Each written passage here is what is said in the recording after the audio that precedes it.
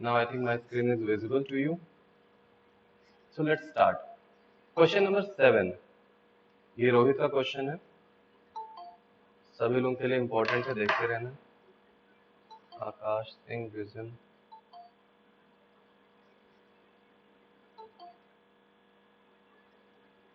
Question number 7 को देखते हैं। कह रहा था sum of 2 point charges is 7 microcoulomb. केवल इतना क्वेश्चन पढ़ने के बाद क्या हमें समझ में आ रहा है? The sum of 2 point charges is 7 microcoulomb, यानी कि दो चार्ज है, एक Q1 है और एक Q2 है। उसकी वैल्यू कितनी है? 7 माइक्रोकूलम। अब जरा सोच के देखो, ये Q1 Q2 है, दोनों का सम 7 माइक्रोकूलम कैसे हो सकता है? हो सकता है एक पॉजिटिव और एक नेगेटिव हो, तब भी तो हो सकता है। तो अभी यहाँ क्लैरिटी नहीं है पॉजिटिव है नेगेटिव है। अब फिर उसके बाद कह रहा है they repel each other with a force of 1 Newton. जैसे रिपल्सिव फोर्स की बात इसने किया, हमें समझ में आ गया क्या कि यार ये जो रिपल्सिव फोर्स है, इस रिपल्सिव फोर्स की वजह से जो चार्ज दोनों है Q1 एंड Q2, दोनों की पोलैरिटी क्या है? पॉजिटिव है। तो ये तो हमारे पास क्लियर हो गया कि भाई दोनों का सम अगर 7 न्यूटन है तो दोनों को जोड़ने पर मुझे 7 मिलेगा। और फोर्स उनके बीच में कितना लग रहा है बेटा कि अगर ये चार्ज Q1 है और दूसरा चार्ज क्या है बेटा? Q2 है, वो एक दूसरे को रिपेल कर रहे हैं किस फोर्स से? ये भी F होगा तो ये भी F होगा, और इसकी वैल्यू है 1 न्यूटन। बोलो। अच्छा, अब एक चीज मुझे यहाँ पर बताओ कि ये चीज जैसे देखते ही तुम्हें समझ में आ गया, जो भी स्टेटमेंट आप पढ़ते हो, है ना, जो भी क्वेश्चन आप पढ़ते हो उसका स्टेटमेंट का मतलब तुरंत आप नोट कर लिया करो। तो अब इसका मतलब हमें समझ में आ गया, फोर्स लग रहा है व्हेन केप्ट एट 30 सेंटीमीटर, मतलब उनके बीच की दूरी भी दी गई है 30 सेंटीमीटर, ठीक, apart from each other in free space, यानी कि कोई डाइलेक्ट्रिक मीडियम नहीं है। तो calculate the value of each charges. तो हमें यहाँ पर जैसे देखो, तुम्हें एक्सपीरियंस हो जाएगा तो तुम्हें बहुत आराम से इसका आंसर तुरंत दिखने लगेगा। नहीं है तब हम क्या करेंगे? जब हमें कोई एक्सपीरियंस नहीं, हमें बहुत ज्यादा आइडिया नहीं इसके बारे में, तो हम क्या सोच सकते हैं इन सारे क्वेश्चंस के बारे में? देखो, हमारे पास एक रिलेशन है, क्या Q1 पता है और Q2 पता है, और कह रहा है Q1 और Q2 की वैल्यू निकालिए। मतलब Q1 पूछ रहा है और Q2 पूछ रहा है, इसकी वैल्यू पूछ रहा है कितना होगा। मैंने कहा यार अगर हमारे पास दो अननोन क्वांटिटीज हैं, then we must have two equations. और वो इक्वेशंस कहाँ से मिलेंगे? तो एक इक्वेशन हमें मिल चुका है ऑलरेडी, दूसरा इक्वेशन यहाँ से मिल सकता है। क्या कह रहा? फोर्स उनके बीच में कितना है बेटा? 1 न्यूटन। फोर्स का फॉर्मूला क्या होता है? K Q1 Q2 upon R square, that is 1 newton. बोलो हाँ या ना। अब ऐसे केस में हम Q1 इंटू Q2 की वैल्यू निकाल सकते हैं, बिल्कुल निकाल सकते हैं। आर स्क्वायर अपॉन के, आर की वैल्यू कितनी है? 330 centimetre and minus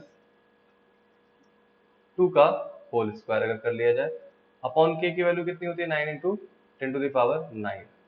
if you will simplify this, तो ये कितना हो जाएगा? 9 इंटू 10⁻⁻2 आ जाएगा, अपॉन 9 इंटू 10⁻9 आ जाएगा। 9 से 9 कैंसिल आउट हो जाएगा, तो हमें Q1 इंटू Q2 की जो वैल्यू मिल गई वो कितनी मिल गई बेटा? 10⁻11। इक्वेशन नंबर 2 मिल गई, ठीक है। अब तुम्हें दो इक्वेशंस मिल चुके हैं और दोनों इक्वेशंस को सॉल्व करना है। तुम्हारे पास ऑप्शन क्या है? एक है Q1 प्लस Q2, एक है Q1 प्लस Q2, जिसकी वैल्यू आपकी आ चुकी है क्या? 7 इंटू 10⁻6 माइक्रोकूलम।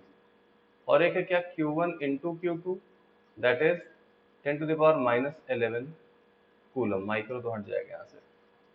इन दोनों को सॉल्व करने का एक ही तरीका है, या तो दोनों को Q1 की वैल्यू इसमें रिप्लेस कर दो तो क्वाड्रेटिक बना लो, या फिर दूसरा तरीका क्या अप्लाई कर सकते हो?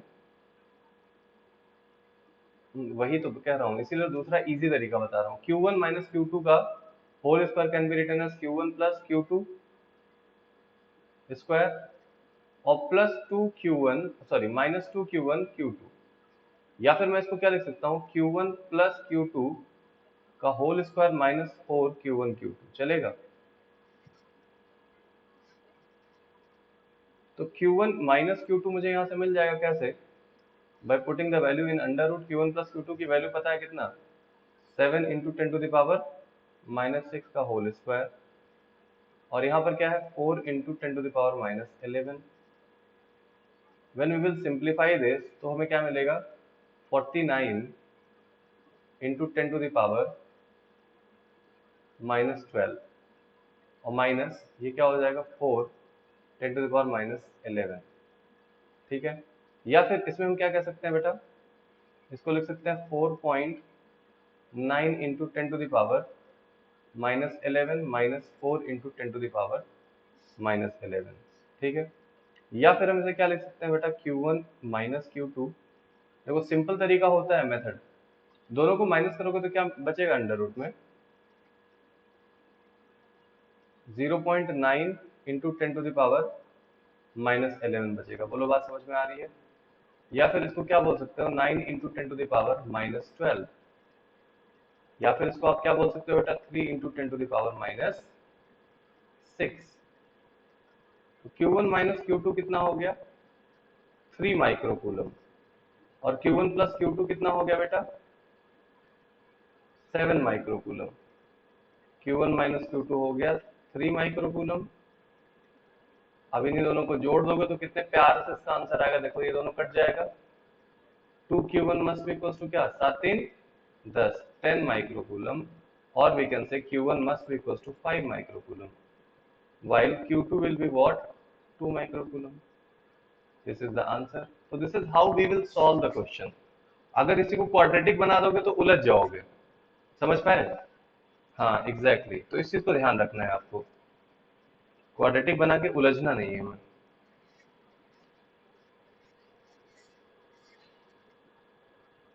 विजन तुम्हारा टेस्ट नहीं चल रहा है क्या,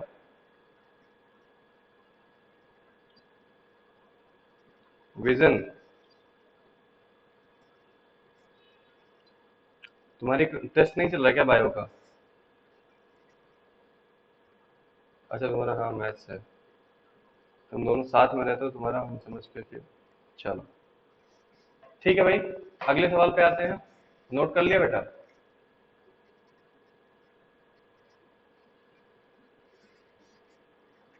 चलो जी चलो, एक सेकंड में देख लो। आयुषी यादव, अभिषेक, अफसार, अफवान, आकर्ष सिंह, अमन, आर्यमन, अथर्व, अविका, आयुषी, आयुष्मान, भव्या, दिव्यराज, इला, गौरव, कनिष्क, कनिष्क तिवारी, कुशाग्र, ममता, मानस, मृदुल, मुस्कान, पलक, पिहू, राम, विश, सलोनी, शौर्य, श्रेय, श्रुति वर्मा, सृष्टि यादव, सूरज वर्मा, सदा श्रीवास्तव, विजन श्रीवास्तव, ठीक है।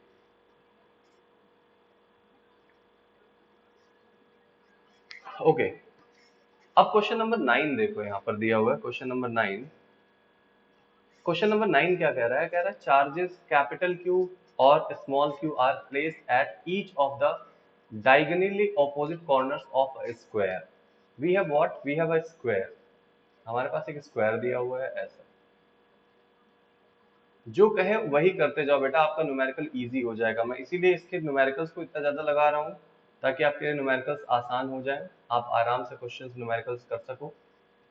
तो कह रहा है दो चार्ज है, एक प्लस क्यू यहाँ कैपिटल क्यू है और एक स्मॉल क्यू है, are placed at each of the diagonally opposite. मतलब अगर इसका नाम मैं दे दूं ए बी सी और डी, तो यहाँ पर क्यू रखा हुआ है, तो यहाँ पर क्या रखा हुआ है, स्मॉल क्यू।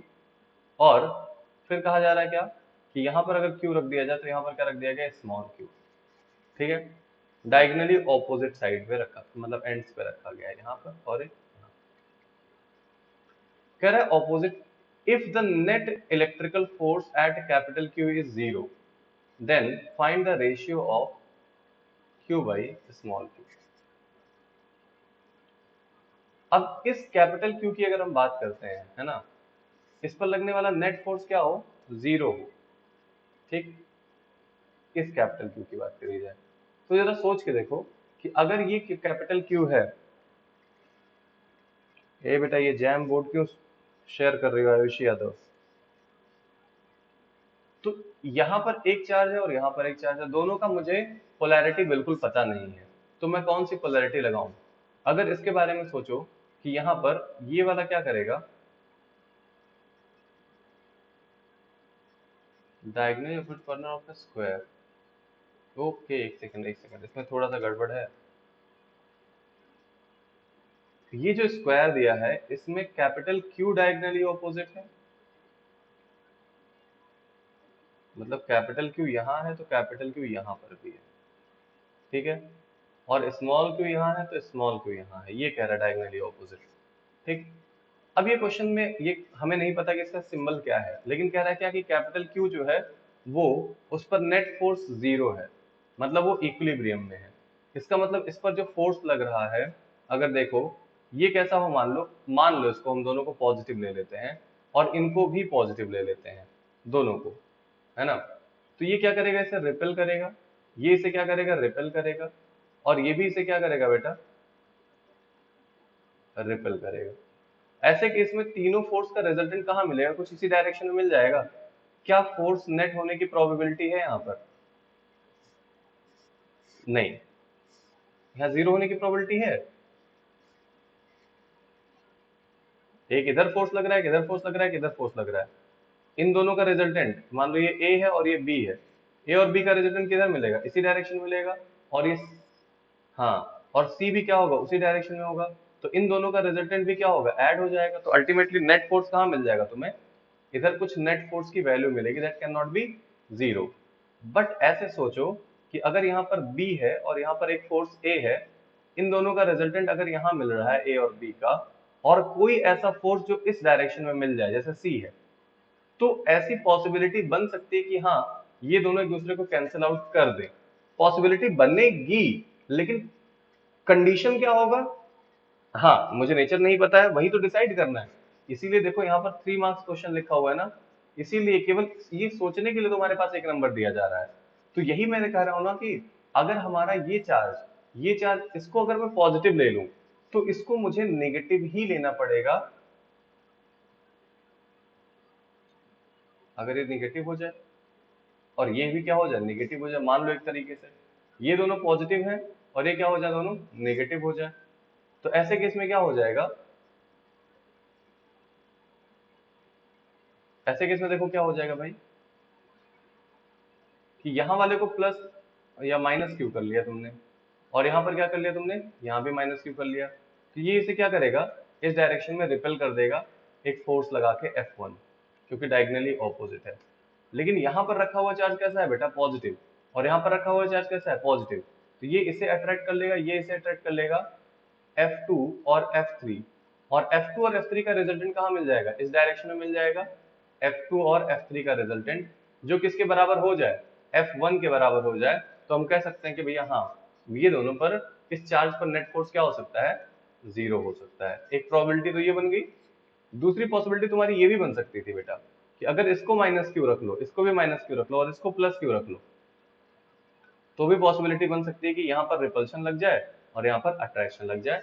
तो यानी कि कहने का ये मतलब है कि ये Q and capital Q both must be what, दोनों कैसे होने चाहिए, must be opposite in sign. हाँ, अगर नेचर ऑपोजिट इनका होगा तभी ऐसा हो सकता है कि ये इक्विलिब्रियम में हो, अदरवाइज इक्विलिब्रियम में होने की पॉसिबिलिटी नहीं। बात समझ में आई? तो अगर पॉसिबिलिटी यहाँ पर है कि एक पॉजिटिव और एक नेगेटिव लिया जाए, तो अब नेगेटिव और पॉजिटिव लेकर हम लोग ट्राई कर लेते हैं। इसको क्या ले लूं मैं, माइनस क्यू ले लूं, इसको माइनस क्यू ले लूं, इसको प्लस क्यू ले लूं, चलेगा? चूंकि स्क्वायर है तो ये एंगल भी 45, ये एंगल भी 45, तो यहाँ से ये जो फोर्स लगेगा इस पर, अगर इसको x एक्सिस माना जाए और इसको y एक्सिस माना जाए, तो ये फोर्स F1 जो लगेगा वो कितने एंगल पर लगेगा बेटा, 45 डिग्री पर। What will be the value of F1,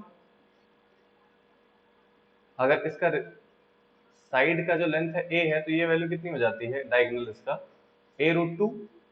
force क्या हो जाएगा, k किसके किसके बीच में लग रहा है, कैपिटल Q's के बीच में लग रहा है, और a√2 का whole square means what we can say k capital Q square upon 2a square. Equation number 1 मैंने बना दिया, बहुत बढ़िया। इसका डायरेक्शन यहाँ पर है, एक फोर्स यहाँ लग रहा है और एक फोर्स यहाँ लग रहा है, इस फोर्स का नाम F2 रख दिया, इस फोर्स का नाम F3 रख दिया। तो मुझे बताओ F2 और F3 दोनों का मैग्नीट्यूड आपस में इक्वल होने वाला है क्या, देखो KQQ upon a square, magnitude equal है। ठीक, अब तुमने कहा नेट फोर्स उस पर क्या है, 0 है, मतलब हमारे सामने चीज ये है कि यहाँ पर एक फोर्स यहाँ लग रहा है, एक फोर्स यहाँ लग रहा है, और एक फोर्स यहाँ लग रहा है F1। ये एंगल चूंकि 45 डिग्री है तो इसका एक कंपोनेंट हो जाएगा क्या, F1 साइन थीटा, और यहाँ पर एक कॉम्पोनेंट हो जाएगा F1 cos 45 या थीटा, ठीक है। यानी कि अब ये जो हमारे पास फोर्स था किसी डायगोनल डायरेक्शन में या फिर किसी ऑब्लिक डायरेक्शन में, वो अब नलीफाई हो गया। और इक्विलिब्रियम के केस में मैंने बताया था F upward must be equals to F downward, F must be equals to F sine what 45 degree, या फिर F फॉरवर्ड बराबर F बैकवर्ड, यानी कि F must be equals to F sine cos 45 degree. दोनों में से कोई भी इक्वेशन लगाओगे आपका आंसर आएगा, ठीक है। देखो कंडीशन तो सेम है ना, F1 F2 बराबर है, जिसकी वैल्यू कितनी लिख ली है मैंने, F के बराबर लिख ली है। तो क्या लिखेंगे इसकी जगह पर, K capital Q small q upon A square must be equals to, यहाँ पर क्या हो जाएगा बेटा, F की जगह पर यहाँ, हाँ, K Q square upon 2A square into cos 45 की वैल्यू कितनी, 1/√2, K से K कटा, A स्क्वायर से A स्क्वायर कटा, एक Q से एक Q कट गया, तो यहाँ पर क्या बच गया, Q, अब यहाँ लिख रहा हूँ मैं, इसको यहाँ लिख रहा हूँ, देखो Q upon 1 is equals to, हाँ बेटा स्मॉल क्यू नहीं बेटा, कैपिटल क्यू कटा है, वो दिख नहीं रहा है तुम्हें, ठीक है। और यहाँ पर क्या आ गया, 2√2। पूछ क्या रहा है बेटा, capital Q upon small Q चाहिए, यानी capital Q upon small Q must equals to what, 2√2। समझ में आ गई बात? तो ये हो गया तुम्हारा कहानी। एक सवाल जीत का भी है, ये सवाल जीत प्रेजेंट है भैया?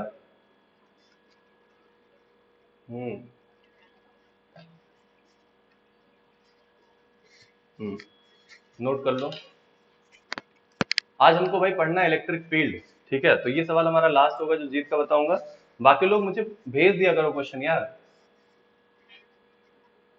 अच्छा 11th का होमवर्क ग्रुप था ना बेटा लास्ट ईयर, मैं उसी ग्रुप में बाकी बच्चों को ऐड करवाता हूँ यार, उसी में भेजा करो, इकट्ठा मैं ऐड करके बता दिया करूंगा तुम लोगों को। चलो यार, ये सवाल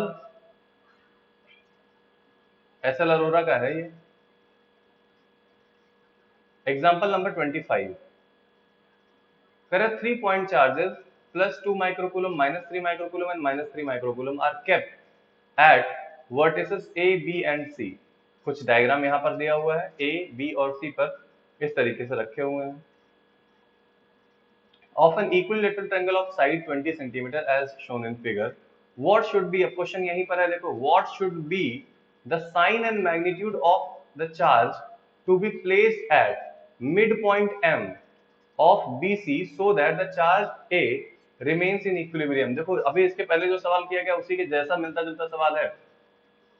कह रहे क्या कि इस पॉइंट, इसको D मान लेते हैं, इस पॉइंट को, इस पॉइंट पर कैसा, मतलब what is the nature of charge, मतलब पॉजिटिव या नेगेटिव, और कितना, यानी कि अमाउंट ऑफ चार्ज, यही बताना है, कितना रखा जाए कि ये वाला जो है वो क्या हो, इक्विलिब्रियम में हो। मैंने कहा बहुत अच्छी बात है यार। तो जरा सोच के देखो, अगर ये ना रखा जाए चार्ज, डी पर कोई चार्ज ना रखा जाए, तब बताओ इस पर फोर्स किधर लगेगा, इधर और इधर लगेगा, बोलो जी। और ये जो फोर्सेस लगेंगे दोनों का मैग्नीट्यूड क्या होगा, F1 हो और F2 हो, मुझे दिख रहा है F1 और F2 दोनों का मैग्नीट्यूड क्या होगा, देखो K, इसको मैं थोड़ी देर के लिए मान लेता हूँ स्मॉल q, और इसको मैं मान लेता हूँ क्या, कैपिटल Q, थोड़ी देर के लिए। तो क्या हो जाएगा, capital Q small q upon, इनके बीच की दूरी को मैं a मान लेता हूँ, जो दिया हुआ है a स्क्वायर। आई थिंक दोनों का फोर्स यही होगा ना बेटा, और दोनों कितने एंगल पर लग रहे हैं, 60 डिग्री पर लग रहे हैं। याद करो मैंने तुम्हें याद दिलाया था कि अगर दो इक्वल फोर्स 60 डिग्री पर काम कर रहे हो तो उनका जो रिजल्टेंट होता है वो 30 डिग्री से जाता है एंगल बाय सेक्टर से, और उसकी जो वैल्यू होती है वो कितनी होती है, a√3। याद है कि नहीं है? और अगर नहीं याद है तो देख लो ऐसे, √a² + b² + 2ab cos 60 degree, कह रहा है a बराबर b है, इसका मतलब क्या हो जाएगा, √a² + a² + 2a², 1/2, 2 से 2 कटा, क्या आया, √3a², दैट इज √3a। अरे मेरी बात समझ में आई कि नहीं आई बोला?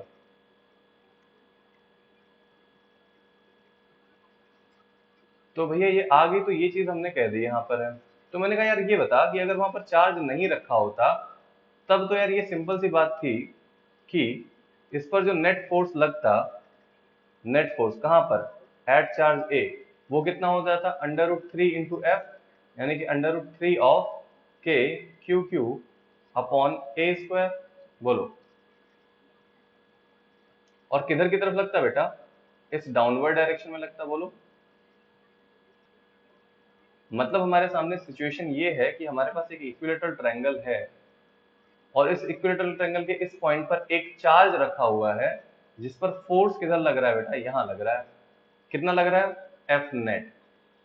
ठीक है, उसके जस्ट ऑपोजिट ये लाइन तो यहीं से पास होगी ना, क्योंकि ये 30 है, ये भी 30 है। बोलो, तो उसके जस्ट ऑपोजिट पॉइंट पर यहां पर कोई चार्ज क्यू डैश रखना है। ठीक है, ये कैसा है बेटा, स्मॉल क्यू, पॉजिटिव है ना, देख। तो ये चार्ज किस लिए रखा जाएगा, ताकि इस पर लगने वाला नेट फोर्स जीरो कर दे। तो एक फोर्स अगर इधर लग रहा है तो उसके बराबर यहां पर एक फोर्स लगना चाहिए एफ डैश, जो क्या हो, F dash must be equal to F net, equal हो और ऑपोजिट हो डायरेक्शन में। मेरी बात समझ में आई, ये दोनों एक दूसरे क्या हो जाए, बराबर हो जाए। तो यही कंडीशन है, तो इसका नेचर पहले बताओ कैसा होगा, क्यू डैश किस नेचर का होना चाहिए, पॉजिटिव या नेगेटिव, कहां है भैया, अगर ये नेगेटिव होगा तो ये अट्रैक्ट कर लेगा इसको, तो क्या रखना पड़ेगा, positive, that must be in positive nature. Nature हमें पता चल गया, और मैग्नीट्यूड कहां से पता चलेगा, इस कंडीशन से।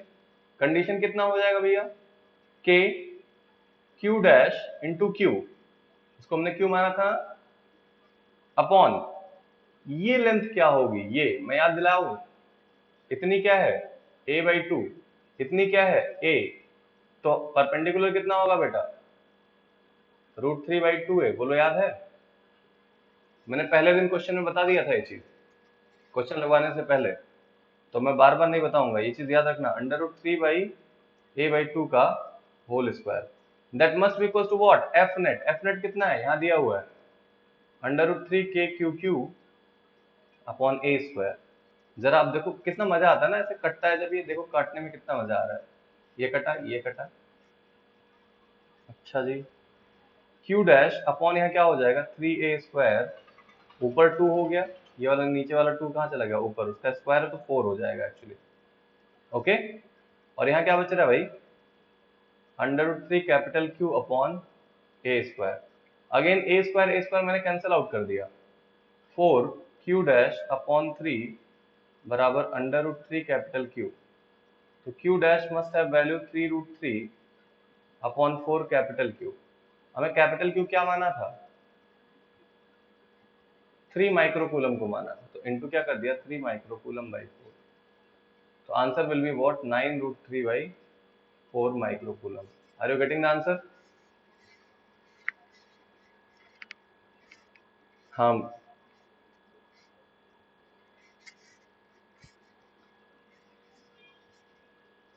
अगर कैलकुलेटर मिलता तो कर लेना सॉल्व, नहीं मिल रहा तो छोड़ दोगे तो भी गलत नहीं माना जाएगा। ठीक है, हाँ बिल्कुल छोड़ सकते, कोई दिक्कत नहीं है। ठीक है, चला जाए, आगे बढ़ा जाए। चलो भाई, अब हम लोग आ जाते हैं अपनी कहानी पर। तो देखो, आज का जो हमारा टॉपिक है, लेक्चर नंबर 7 इसको कहेंगे हम लोग, है ना।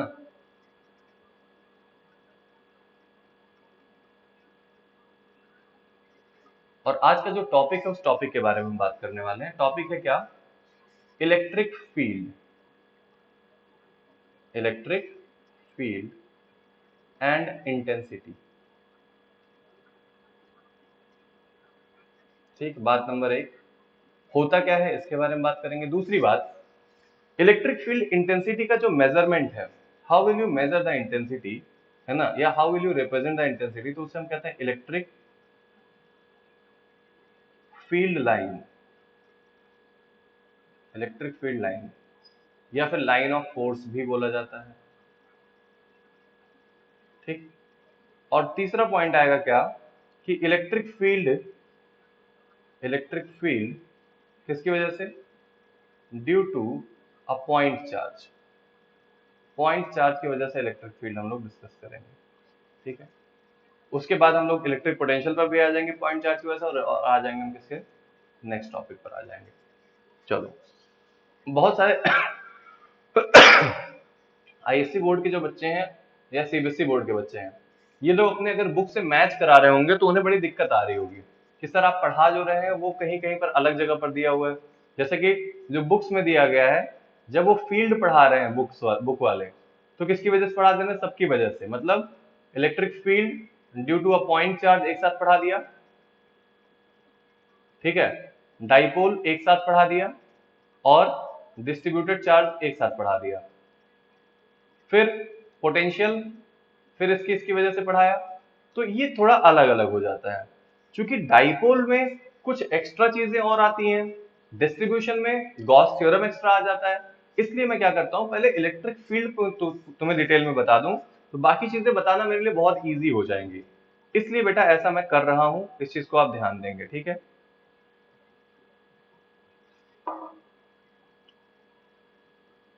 तो चलो शुरू किया जाए इलेक्ट्रिक फील्ड के बारे में। इलेक्ट्रिक फील्ड को समझने से पहले हम लोग कुछ चीजें जानेंगे।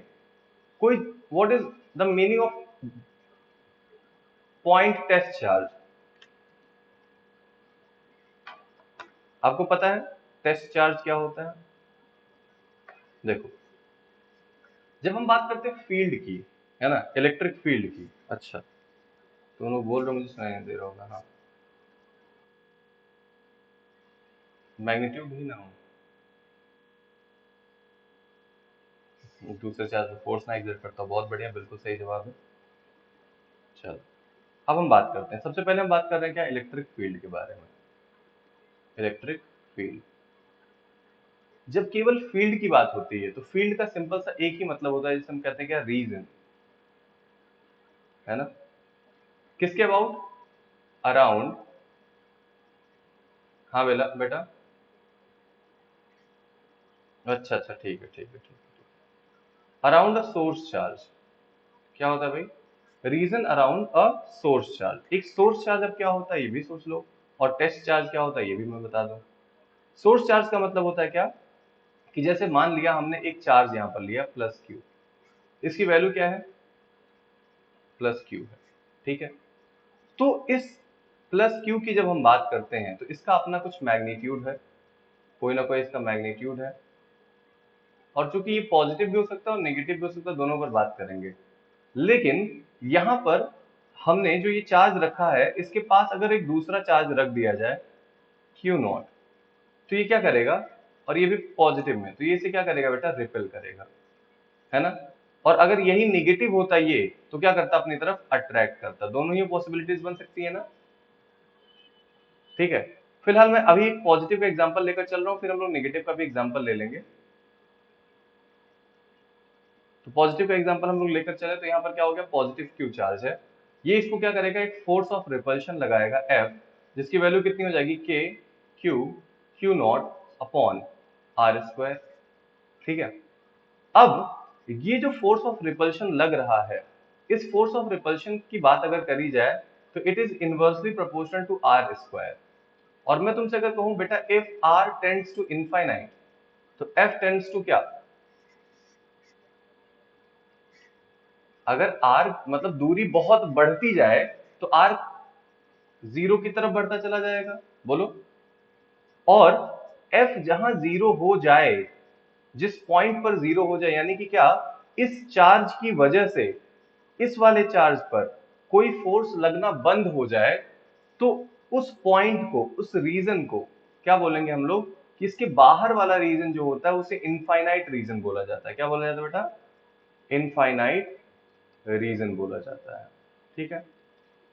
लेकिन इसके अंदर वाले रीजन को जहां तक फोर्स एक्सर्ट कर सकता है, वो रीजन जहां तक कोई सोर्स चार्ज किसी पॉइंट या पॉजिटिव टेस्ट चार्ज पर अपना फोर्स अप्लाई कर सकता है, उस रीजन को हम क्या बोलेंगे बेटा, इलेक्ट्रिक फील्ड रीजन बोलते हैं। तो this region is known as what, the electric field region कहलाएगा, ठीक है, या फिर सिंपली हम इलेक्ट्रिक फील्ड भी बोलते हैं। This is called the electric field. यहां से यहां तक का पूरा रीजन क्या कहलाएगा बेटा, ये इलेक्ट्रिक फील्ड। और उसके बाहर की चीज जो होगी वो क्या हो जाएगी उसके लिए, इनफाइनाइट कहलाएगी। मतलब वहां पर इस सोर्स चार्ज ने कोई भी फोर्स नहीं लगाया। अब इसको मैंने सोर्स चार्ज क्यों बोला, पहले ये मैं आपको बता दूं कि ये why this is a source charge. ये सोर्स चार्ज क्यों है, क्योंकि हम जिस चार्ज की स्टडी करते हैं, जिस चार्ज के बारे में स्टडी करते हैं, है ना, उसी चार्ज को हम क्या मानते हैं बेटा, सोर्स चार्ज मानते हैं। मतलब हम किसके फील्ड की बात कर रहे हैं, है ना, तो किसके फील्ड की बात कर रहे हैं बेटा, प्लस क्यू के फील्ड की बात कर रहे हैं। तो प्लस क्यू क्या हो गया, सोर्स चार्ज हो गया। अच्छा, अब इस सोर्स चार्ज की स्टडी किसके हेल्प से कर रहे हैं, तो सोर्स चार्ज की जो स्टडी कर रहे हैं वो प्लस क्यू नॉट चार्ज की वजह से कर रहे हैं। ये प्लस क्यू नॉट चार्ज को हम बोलते हैं क्या, टेस्ट चार्ज। अब इसको टेस्ट चार्ज क्यों बोलते हैं इसकी बात बताऊं, क्योंकि चूंकि अगर ये चार्ज है तो इसका भी तो कुछ रीजन होगा जहां तक दूसरे फोर्स को क्या कर सकता है, दूसरे चार्ज पर क्या कर सकता है, फोर्स अप्लाई कर सकता है। तो इसका अपना खुद का भी तो इलेक्ट्रिक फील्ड रीजन हो सकता है, तब तो ये डिस्टर्ब कर देगा यार। अगर दो इलेक्ट्रिक फील्ड रीजन किसी पॉइंट पर हो गए, एक इधर और एक इधर, है ना, तो ऐसे केस में क्या हो जाएगा, यहाँ पर नेट इलेक्ट्रिक फील्ड ही रिप्रेजेंट होगा। ठीक, तब तो हमारी जो टेस्टिंग है, जो हम स्टडी करने वाले हैं किसके बारे में, इस सोर्स चार्ज के बारे में इकलौता स्टडी करने वाले हैं, वो स्टडी कहीं ना कहीं गड़बड़ डिस्टर्ब होने वाली है। ठीक, तो ऐसे कंडीशन के लिए क्या करते हैं, इस टेस्ट चार्ज को, जो कि प्रैक्टिकली पॉसिबल नहीं है, हम इमेजिनरी क्या मानते हैं कि ये एक ऐसा टेस्ट चार्ज है। पॉजिटिव टेस्ट चार्ज को पॉजिटिव ही क्यों लिया जाता है, इसका रीजन मैं बताऊंगा, पहली चीज। दूसरी बात, टेस्ट चार्ज इसको क्यों बोला जाता है, तो पहली चीज, इस पर जो चार्ज की पोलैरिटी होगी वो कैसे होगी, पॉजिटिव। ठीक है, पॉजिटिव का मतलब होता है रिपल्शन, और जो रिपल्शन है वो रिपल्शन को एक स्टैंडर्ड माना गया है, इसलिए हम लोग क्या करते हैं बेटा, पॉजिटिव को ही टेस्ट चार्ज के तौर पर लेते हैं। दूसरी बात, हम लोग जब इस चार्ज की बात करते हैं क्यू नॉट की, तो इसका जो अमाउंट है, मैग्नीट्यूड है, amount of this charge is actually negligible, या इतना स्मॉल होता है, वेरी वेरी स्मॉल होता है, जिससे कि क्या करे, इसका अपना खुद का कोई फील्ड ना प्रोड्यूस हो। मतलब ये किसी दूसरे चार्ज पर ये खुद फोर्स ना लगा सके, हाँ इस पर ये फोर्स जरूर लग सके। ठीक है, अच्छा, तुम कहोगे सर जब इस पर जितना फोर्स लगेगा उतना ही फोर्स इस पर भी लगेगा। बिल्कुल सही बात है ना, कि अगर हम लोग जानते हैं क्या, फोर्स जो लग रहा है यहाँ पर दोनों पर इक्वल लगता है, तो इस Q की वैल्यू क्या होती है, इतनी स्मॉल हो कि इसका अपना कोई फील्ड रीजन ना क्रिएट हो। तो जब आप ये बात बोलोगे कि इसका अपना कोई फील्ड रीजन ना हो, तो ये वैलिड होगा। ये बात बोलोगे कि नहीं भैया, कि ये किसी पर फोर्स ही ना लगा सके, इतना छोटा चार्ज हो जाए, तो ये चीज वैलिड नहीं होगी। इसका जो फील्ड रीजन है वो बहुत स्मॉल होना चाहिए। ठीक है, और तीसरा सबसे इंपॉर्टेंट पॉइंट, कि इसका जो मास है वो क्या होना चाहिए, वो इतना छोटा हो, इतना छोटा हो कि अगर इस टेस्ट चार्ज पर छोटा सा भी फोर्स अप्लाई हो जाए तो इसमें मोशन आ जाए। क्यों भैया, मोशन ये कैसे करेगा, A is equal to F upon M से, मास जितना छोटा रहेगा एक्सेलरेशन आपको उसका इफेक्ट जो है वो प्रॉपर दिखता रहेगा। तो ये बात समझ में आया कि सोर्स चार्ज क्या होता है, फील्ड रीजन या फील्ड क्या होता है, और टेस्ट चार्ज क्या होता है। बोलो, किसी को कोई डाउट,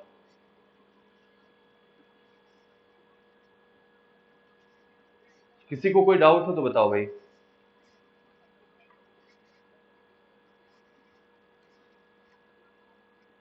चलो, अभी तो हमने कुछ पढ़ाया ही नहीं तो डाउट कहाँ से आएगा। अभी तो केवल केवल डेफिनेशन में तुम्हें बता रहा हूँ। अब जब बात आती है क्या, कि इस फील्ड का मेजरमेंट हम कैसे करते हैं, है ना, फील्ड का हम लोग मेजरमेंट कैसे करते हैं, एक सेकंड जरा रुकना। फील्ड का मेजरमेंट हम लोग कैसे करते हैं, तो इस फील्ड का मेजरमेंट देखो करने का तरीका क्या है, इसको हम बताते हैं।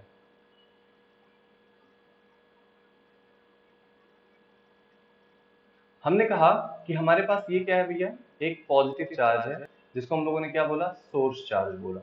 अब ये सोर्स चार्ज अपने से किसी दूरी अगर r पर रखे हुए किसी पॉजिटिव टेस्ट चार्ज पर, है ना, जो कि फोर्स लगाएगा, तो ये फोर्स लगाएगा, कितना फोर्स लगाएगा आपको पता है, k यानी कि 1/4πε0 q into Q not upon R square.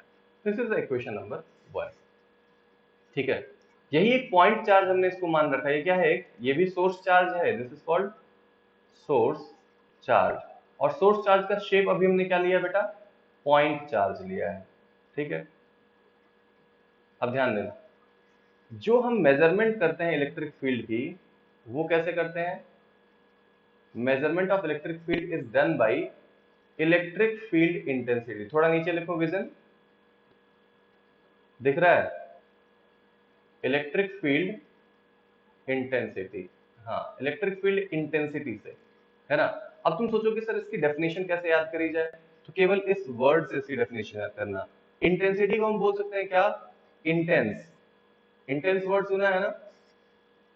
ठीक है, ओके सर। इंटेंस वर्ड सुना है कि कितना ज्यादा या कितना कम। सर अब फोन पे बात करता हूं मैं आपसे, ठीक है? ठीक है, ठीक है, ठीक। How intense force can be applied by this force on any test charge. किसी टेस्ट चार्ज पर कितना ज्यादा या कितना कम फोर्स अप्लाई किया जा रहा है। यानी कि जो इलेक्ट्रिक फील्ड इंटेंसिटी है, it is what? It is the measurement of force. It is what actually? Measurement of force. लेकिन किस पर? Per unit charge. Per unit charge, इसी को बोला जाता है क्या? Electric field intensity. अगर इसको हम रिप्रेजेंट करें तो electric field intensity is a vector quantity which is the force acting any point test charge divided by that charge. अगर कर दिया जाए तो मुझे ये पता चल जाएगा कि इसकी कैपेसिटी कितनी है। किसकी? इस सोर्स चार्ज की कैपेसिटी कितनी है। किस पर? अगर इससे r दूरी पर, इस पोजीशन पर कोई भी चार्ज रखा जाए तो उस पर कितना फोर्स लगा सकता है। मेरी बात समझ में आ रही है? मतलब अगर मैं इलेक्ट्रिक फील्ड की बात कर लूं तो हम कह सकते हैं सर इसकी वैल्यू जो हो जाएगी 1/4πε0 q अपॉन r स्क्वायर। बोलो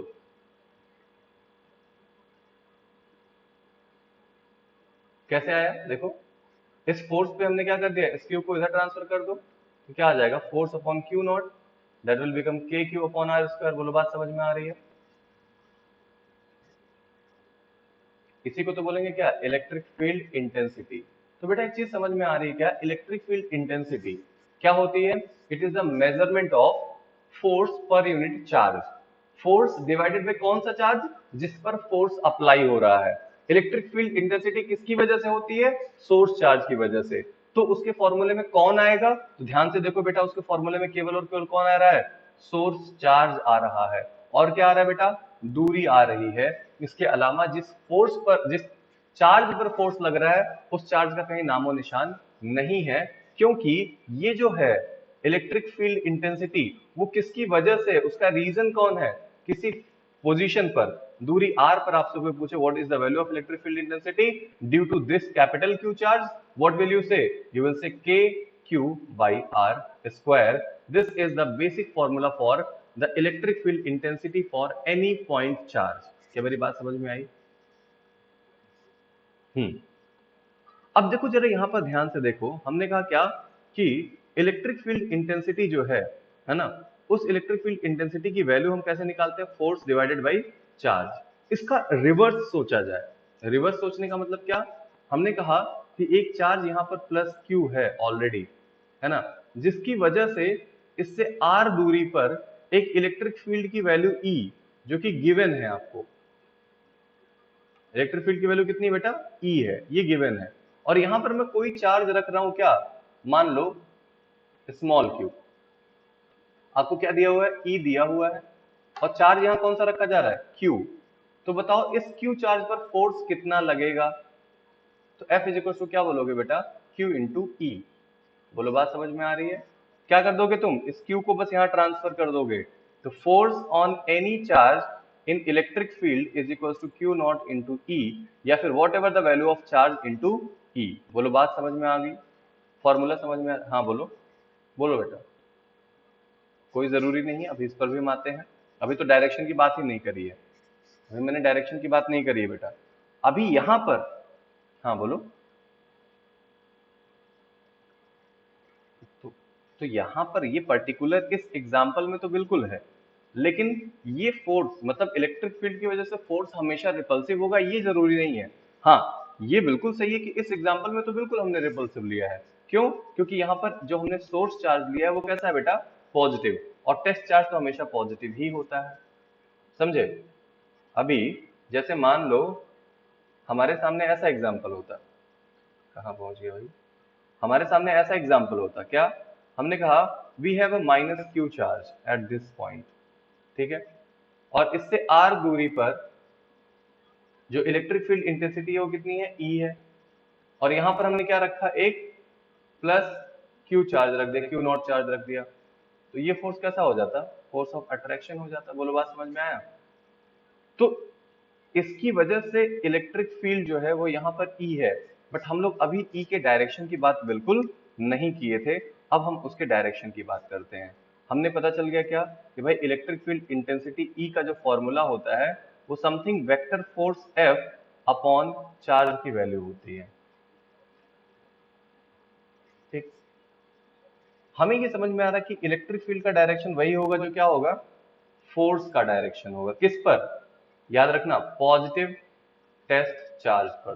तो याद रखोगे क्या, the direction of electric field कैसे पता करेंगे, तो direction of electric field is क्या होगा, अलोंग द फोर्स किस पर, ऑन पॉजिटिव टेस्ट चार्ज।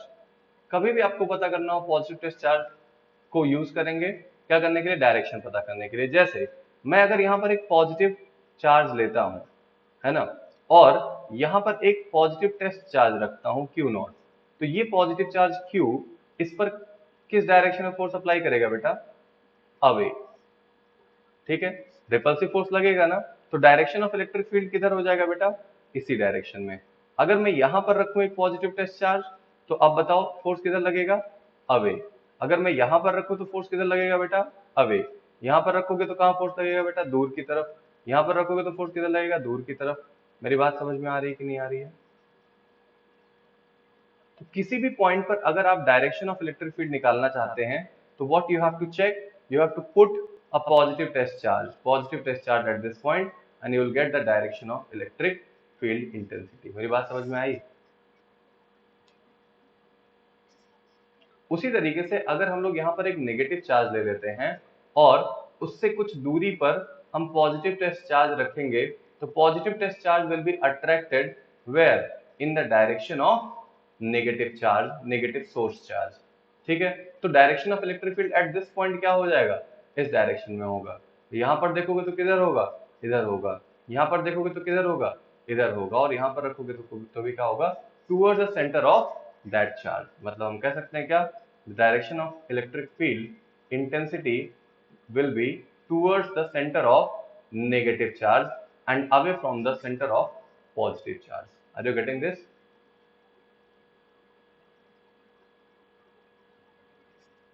तो इलेक्ट्रिक फील्ड का डायरेक्शन हमें समझ में आ गया, how will we decide the direction of any electric field, और हमें इलेक्ट्रिक फील्ड का मैग्नीट्यूड पता चल गया। इलेक्ट्रिक फील्ड किसी पॉइंट चार्ज की वजह से कितना होता है ये हमें पता चल गया। ई की वैल्यू जो होती है वो कितनी होती है बेटा, K Q upon R square, where Q को क्या बोलेंगे बेटा, सोर्स चार्ज। क्या बोलेंगे, सोर्स चार्ज, है ना।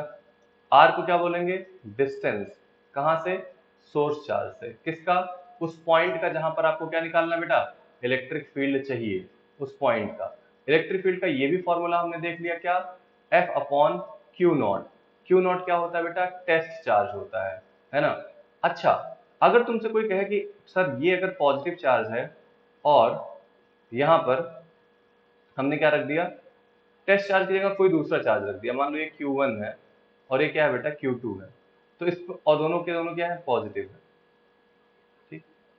इलेक्ट्रिक फील्ड का डायरेक्शन क्या है, इस डायरेक्शन में है, तो इस इलेक्ट्रिक फील्ड की वैल्यू क्या हो जाएगी, F अपॉन क्यू भी तो रख सकते हैं, बोलो Q2। क्यों, क्योंकि जब आप रखोगे क्या, K Q1 Q2 upon R square into Q2, तो Q2 से Q2 भी क्या हो जाएगा, कैंसिल हो जाएगा। मतलब इंटेंसिटी जो है किसी भी चार्ज की वजह से फील्ड इंटेंसिटी क्या इस चार्ज पर कहीं से कहीं तक डिपेंड कर रही है,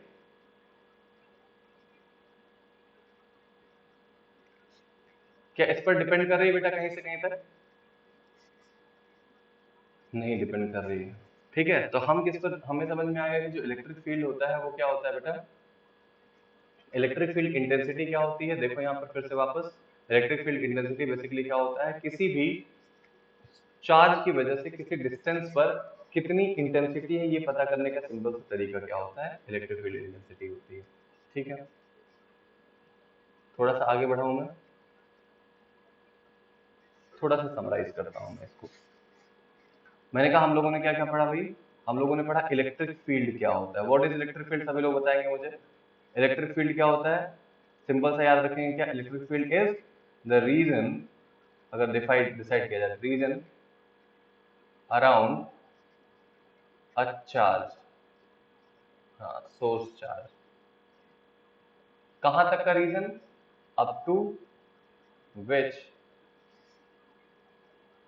इट कैन अट्रैक्ट और रिपेल, किसको भैया, अ टेस्ट चार्ज। ठीक है, तो उसे क्या कहते हैं, इलेक्ट्रिक फील्ड रीजन कहा जाता है। सोर्स चार्ज क्या होता है, टेस्ट चार्ज हमें पता चल गया, ये हमारा सोर्स चार्ज है प्लस क्यू अगर है, और इससे क्या कुछ दूरी r पर हमारे पास एक टेस्ट चार्ज रखा हुआ है, ये भी प्लस क्यू है, तो इसको क्या कर रहा है, ये रिपेल कर रहा है, जिसकी वजह से आपको जो इलेक्ट्रिक फील्ड इंटेंसिटी होगी उसकी वैल्यू जो आ जाती है F अपॉन क्या आ जाता है बेटा, क्यू नॉट, या फिर इसी को रखते हैं के Q upon R square. This is the formula. ठीक है, इलेक्ट्रिक फील्ड इंटेंसिटी का।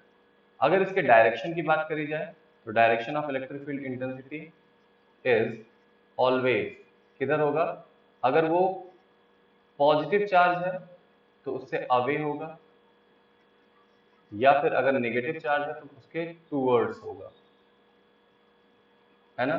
या फिर इसी को हम दूसरे लैंग्वेज में क्या लिख सकते हैं कि इसका जो डायरेक्शन होता है दैट विल बी ऑलवेज किधर, अलोंग द फोर्स और इलेक्ट्रोस्टैटिक फोर्स, किस पर, एक्टिंग, किस पर भैया, acting on positive test charge. Positive test charge पर जिधर फोर्स लगता है उसी डायरेक्शन को क्या बोला जाता है बेटा, इलेक्ट्रिक फील्ड इंटेंसिटी का डायरेक्शन बोला जाता है। बोलो बात इतनी समझ में आ गई, इतना ही हम लोगों ने अभी पढ़ा। अब जब हम बात करते हैं इस डायरेक्शन की, तो इस डायरेक्शन को कैसे रिप्रेजेंट किया जाए, इसको रिप्रेजेंट करने का क्या टेक्निक है, क्या तरीका है, तो उसके लिए जरूरत पड़ती है किसकी, इलेक्ट्रिक फील्ड लाइंस की। क्या बोलते हैं बेटा, इलेक्ट्रिक फील्ड लाइंस बोलते हैं, या electric field line of force बोलते हैं। जैसा कि इसका नाम है line of force, line of force का मतलब क्या, जिस डायरेक्शन में फोर्स लगेगा उसकी बात करी जाती है। तो इसको अगर डिफाइन किया जाता तो ये क्या होती है, एक्चुअली ना दिखने वाली एक इमेजिनरी लाइंस होती हैं। कैसी होती है बेटा, ये इमेजिनरी, याद रखना ये इमेजिनरी लाइंस है, इमेजिनरी लाइंस। ठीक है, किसके, अराउंड अ चार्ज, किसी भी चार्ज के चारों तरफ एक इमेजिनरी लाइन है जो क्या करती है, which actually represents what, the direction, क्या रिप्रेजेंट करती है बेटा, डायरेक्शन एंड मैग्नीट्यूड, दोनों चीजों को रिप्रेजेंट करती हैं ऑफ एन इलेक्ट्रिक फील्ड। किसी इलेक्ट्रिक फील्ड की के डायरेक्शन और मैग्नीट्यूड को रिप्रेजेंट करने के लिए इमेजिनरी लाइंस ड्रॉ की गई हैं चार्ज की तरफ, जिन्हें हम क्या कहते हैं बेटा, इलेक्ट्रिक फील्ड लाइंस कहते हैं। तुमने कहा सर ये डेफिनेशन जो है जरा मजा नहीं आया, हमने याद करने के लिए तो ठीक है ना, ये डेफिनेशन हमारे याद करने के लिए ठीक है, लेकिन मतलब क्या है इसका, फील नहीं हो रहा है अभी, है ना। तो हम इसको समझते हैं दूसरे डेफिनेशन से। दूसरा कहता है क्या कि whenever you need to draw the electric field lines, या फिर इलेक्ट्रिक फील्ड लाइन का दूसरा तरीका क्या हो सकता है कि it is the locus, locus समझते हो बेटा, पाथ, लोकस का मतलब होता है क्या, पाथ, किसका, of a free positive test charge, किसी पॉजिटिव फ्री टेस्ट चार्ज का क्या होता है, ये पाथ होता है, लोकस होता है। ठीक है, यही चीज इस चीज को रिप्रेजेंट करता है। जैसे देखो, अगर हम बात करते हैं यहां पर, तुम लोगों को दिख रहा है ये चीज कि अगर हमारे पास एक में तुम्हें बाहर की तरफ जाती हुई दिख रहा होगा और एक तरफ अंदर की तरफ आती हुई दिख रही है, मतलब ये पॉजिटिव वाले में क्या हो रहा है कि जो लाइनें हैं वो किधर जा रही हैं, बाहर की तरफ जा रही हैं। देखो दिख पा रहा है, ये बाहर की तरफ, आउटवर्ड, है ना। मतलब क्या हुआ बेटा कि अगर हम किसी भी पॉजिटिव टेस्ट चार्ज को फ्री छोड़ दें, किसी भी पॉजिटिव टेस्ट चार्ज को अगर मैं फ्री छोड़ दूं तो वो किधर मूव करेगा, ऐसे देखो, किसी एक पॉजिटिव सोर्स चार्ज से किधर मूव करेगा, वो बाहर की तरफ मूव करेगा, ठीक है। लेकिन किसी नेगेटिव चार्ज की तरफ मूव करेगा, इधर, इधर। Are you getting this? मतलब क्या हुआ कि हमारे पास अगर एक पॉजिटिव टेस्ट चार्ज हो, suppose we have a positive test charge, ये पॉजिटिव हमारे पास सोर्स चार्ज है Q, और हमारे पास पॉजिटिव टेस्ट चार्ज हो यहाँ पर या यहाँ पर, और इसको मैं क्या कर दूं बेटा, फ्री छोड़ दूं, तो ये किधर मूव करेगा, बाहर की तरफ मूव करेगा। और कब तक मूव करता रहेगा भाई, जब तक ये इनफाइनाइट पर ना पहुंच जाए, बोलो। इनफाइनाइट का मतलब क्या होता है, वो रीजन जहां पर ये सोर्स चार्ज अपना फोर्स ना लगा सके, उसे क्या बोलेंगे हम, इनफाइनाइट रीजन। तो ये क्या करेगा, जो टेस्ट चार्ज होगा वो इससे दूर की तरफ भागेगा। तो अगर हम इसकी फील्ड लाइंस ड्रॉ करना चाहेंगे तो कैसी होंगी, कुछ ऐसी दिखेंगी, बाहर की तरफ जाती हुई। और अगर नेगेटिव होता यही तो कैसा होता, इसकी तरफ आती हुई दिखती, मुझे बताओ,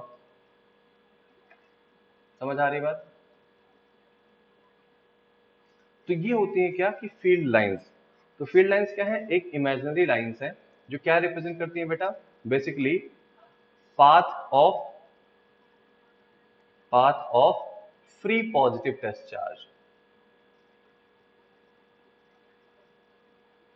ठीक है।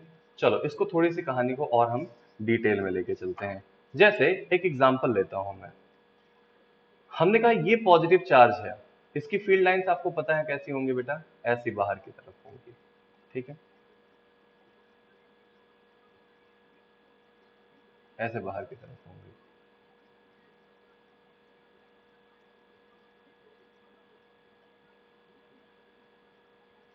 इस तरीके से, ठीक है।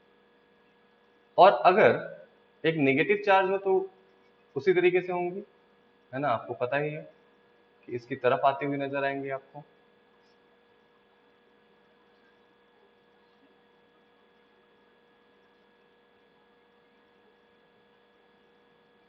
इस तरीके से, है ना। मैं अगर पूछूं कि यही दोनों पॉजिटिव चार्ज, एक प्लस क्यू है और एक माइनस क्यू है, ठीक है, और दोनों अमाउंट में सेम है, यहाँ पर क्या है प्लस क्यू और यहाँ पर माइनस क्यू है, और दोनों इक्वल मैग्नीट्यूड के हैं, क्यू और ये माइनस क्यू, और दोनों कुछ दूरी पर रखे हुए हैं, है ना। और यहाँ पर अगर मैं एक टेस्ट चार्ज को फ्री कर दूं तो किधर मूव करेगा बेटा, ये इसे रिपेल कराएगा और ये इसे क्या करेगा बेटा, अट्रैक्ट करेगा, बोलो। मतलब दोनों का जो फोर्स है उस वो इस लाइन के अलोंग ही लगेगा ना, ठीक। एक सेकंड, मतलब हमने कहा क्या, यहाँ पर पॉजिटिव चार्ज था और यहाँ पर थोड़ा दूर दूर बना रहा हूँ, घबराने की जरूरत नहीं है। और इसको मैंने यहाँ पर फ्री कर दिया, इस पॉजिटिव टेस्ट चार्ज को, है ना, प्लस क्यू को। तो ये एक्चुअली अट्रैक्ट हो रहा है और ये रिपेल भी हो रहा है। तो इसका पाथ कैसा होगा इन दोनों के बीच में, स्ट्रेट लाइन होगा, बोलो। लेकिन जरा सोच के देखो कि इस प्लस क्यू नॉट को मैं यहां पर रख देता तो ये क्या करता, इसको रिपेल करता, लेकिन ये क्या करता, तो एक फोर्स इधर भी लगता, बोलो। तो इसका पाथ क्या अब पहले जैसा होता, ऐसा, या फिर ऐसे थोड़ा मुड़ जाता। और जैसे जैसे इसके करीब पहुंचता है इसकी तरफ, और इससे जैसे जैसे इसकी डिस्टेंस बढ़ती जाती, तो फोर्स ऑफ रिपल्शन कम होता, अट्रैक्शन बढ़ता जाता, तो वो इसके पास आ जाएगा, बोलो।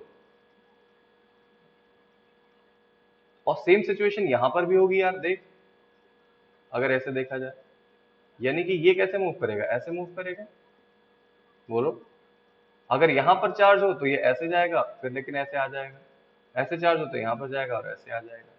लेकिन यहां वाला क्या हम मानते हैं कि इन्फाइनाइट पर चला जाएगा और यहां से इन्फाइनाइट से वापस आ जाएगा, ऐसे।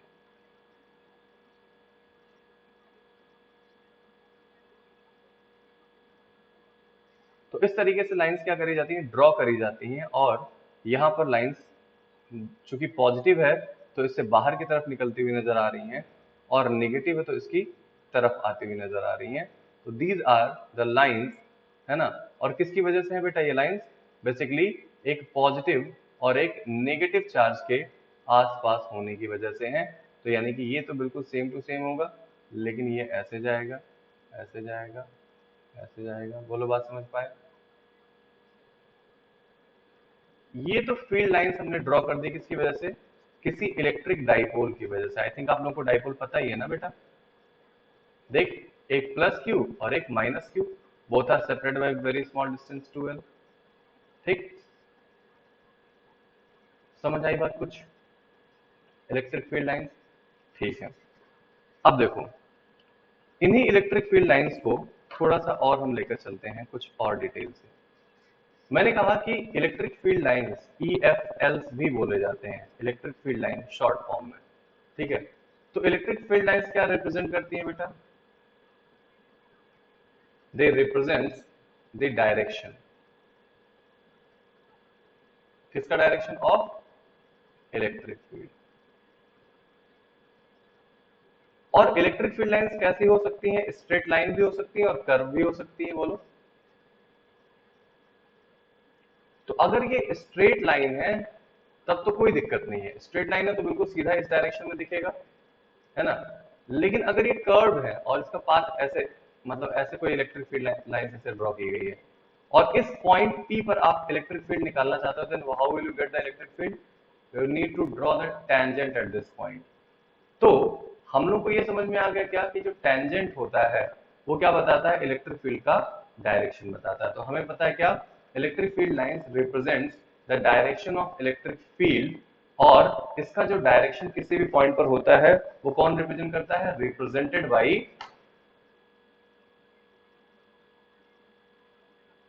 Tangent at that point.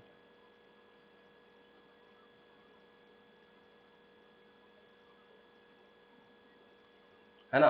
तो सबसे पहला जो प्रॉपर्टी आ जाता है इलेक्ट्रिक फील्ड लाइंस का वो ये आता है क्या कि कोई भी दो इलेक्ट्रिक फील्ड लाइंस एक दूसरे को इंटरसेक्ट नहीं कर सकती है। No two electric field lines can intersect each other. सही बात है ना। रीजन इसका क्या दोगे? जैसे एक फील्ड लाइन ये, एक फील्ड लाइन ये है, तो इस पॉइंट पर एक इलेक्ट्रिक फील्ड यहां दिखेगा और एक इलेक्ट्रिक फील्ड कहां दिखेगा? यहां दिखेगा, है ना। और किसी एक चार्ज की वजह से इससे किसी दूरी r पर जो दो इलेक्ट्रिक फील्ड पॉसिबल है क्या? बोलो। तो इसीलिए बोला जाता है नॉट पॉसिबल। तो हम कह सकते हैं क्या कि at any point there are two electric field या direction of two electric field is not possible. बात नंबर एक, ठीक है। पहली प्रॉपर्टी समझ में आई।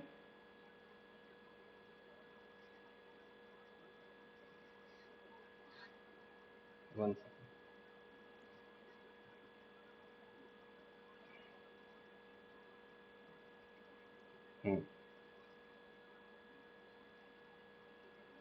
द फर्स्ट प्रॉपर्टी इज कि कोई भी दो इलेक्ट्रिक फील्ड लाइंस एक दूसरे को इंटरसेक्ट नहीं कर सकती हैं। कुछ प्रॉपर्टीज है, इस पर बेस्ड क्वेश्चन पूछे जाते हैं, ठीक है। तो पहला कि दो फील्ड लाइंस एक दूसरे को इंटरसेक्ट नहीं कर सकती। दूसरा, हमने कहा कि जो इलेक्ट्रिक फील्ड लाइंस हैं EFLs, दे रिप्रेजेंट, क्या रिप्रेजेंट करती हैं? डायरेक्शन तो हो गया, मैग्नीट्यूड। तुमने कहा सर ये क्या होता है, ये कैसे रिप्रेजेंट कर देंगे मैग्नीट्यूड? तो इसका रीजन समझना है। यहाँ पर क्या होता है कि जहां पर इलेक्ट्रिक फील्ड लाइंस रेयरर होंगी या मतलब दूर दूर होंगी, वहां पर इलेक्ट्रिक फील्ड इंटेंसिटी क्या होगी? वीक होगी। और जहां बहुत डेंस होंगी वहां पर क्या होंगी? इलेक्ट्रिक फील्ड इंटेंसिटी हाई होगी, है ना। जैसे हमने कहा कि मान लो ये इलेक्ट्रिक फील्ड लाइंस ऐसे रिप्रेजेंट करी जा रही है, ऐसे, और एक पॉइंट ए है और दूसरा पॉइंट क्या है बेटा? बी है। तो मैं पूछूं electric field intensity at A is greater than electric intensity और बी, तो क्या ये स्टेटमेंट सही है ना। मतलब हमारे पास अगर फील्ड लाइंस क्या है, बहुत पास पास जहां पर होंगी वहां पर इस रीजन में देखा जाए तो इलेक्ट्रिक फील्ड इंटेंसिटी क्या होगी, ज्यादा होगी, जबकि इस रीजन में इलेक्ट्रिक फील्ड इंटेंसिटी क्या होगी, कम होगी। ठीक है, ये बात समझ में आ गया। तो इसी के बिहाफ पे एक चीज और बताया जाता है। क्या बताया जाता है बेटा, देखो एक एक प्रॉपर्टीज आपकी लिखी हुई हैं, आपके बुकलेट में मैंने दे रखी है एक एज इट इज।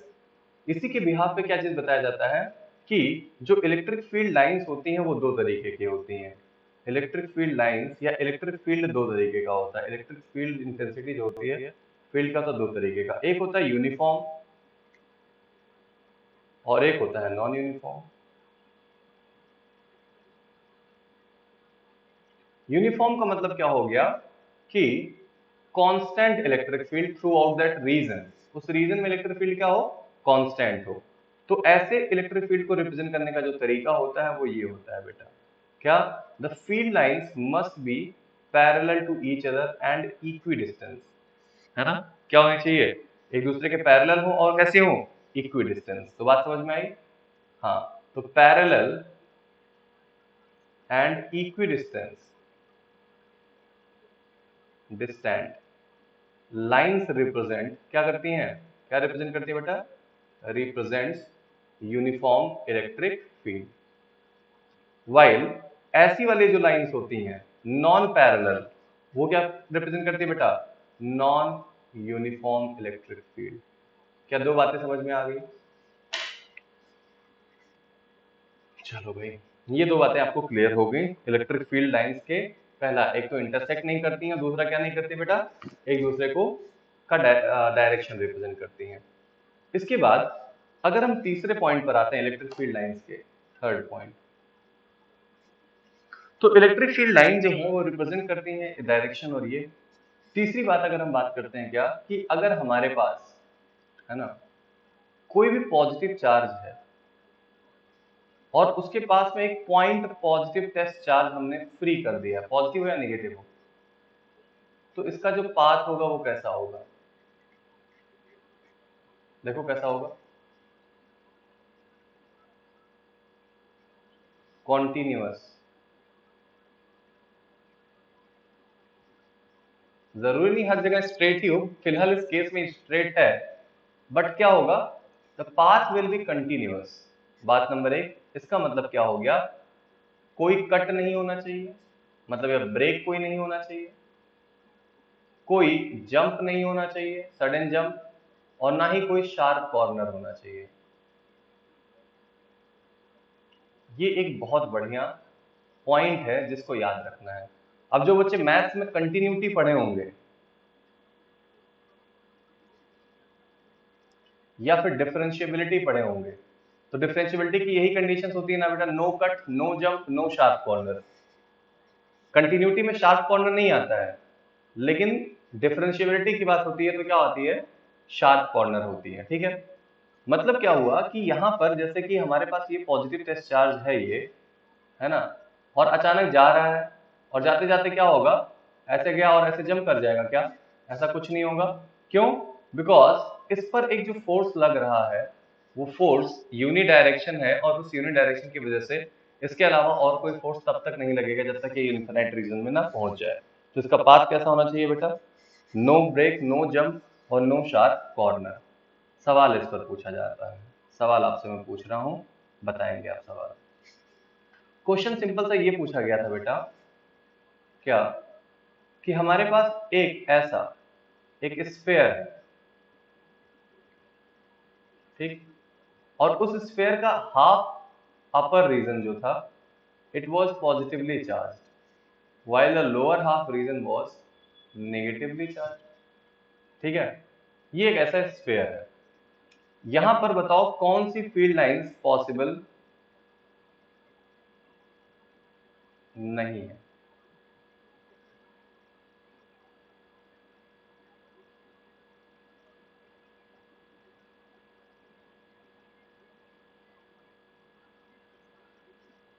क्या ये लाइन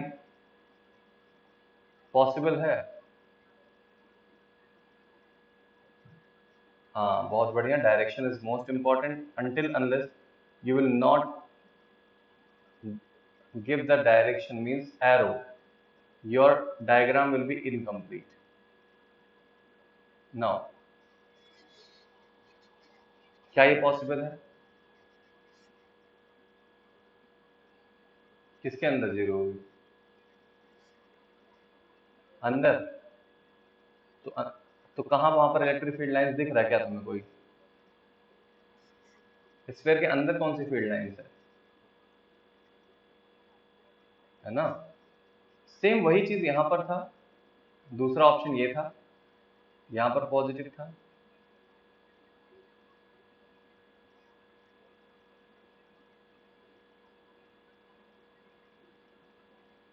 और एक्चुअली ये वाला जो था,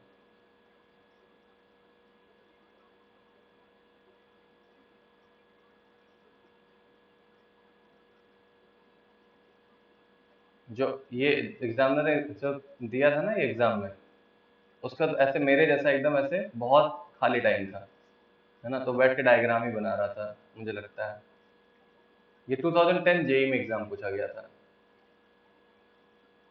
तो इसका डायरेक्शन ये है। Is this possible? Why? Why?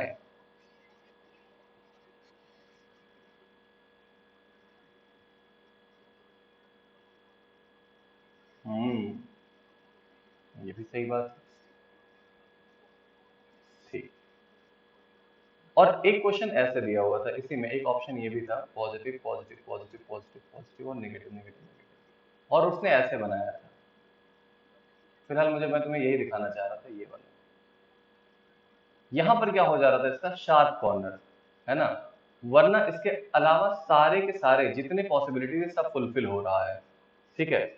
अब मैं तुम्हें शार्प कॉर्नर वाला कंडीशन बता चुका हूँ, इसके बाद एक कंडीशन और बता देता हूँ, दो कंडीशन और हैं।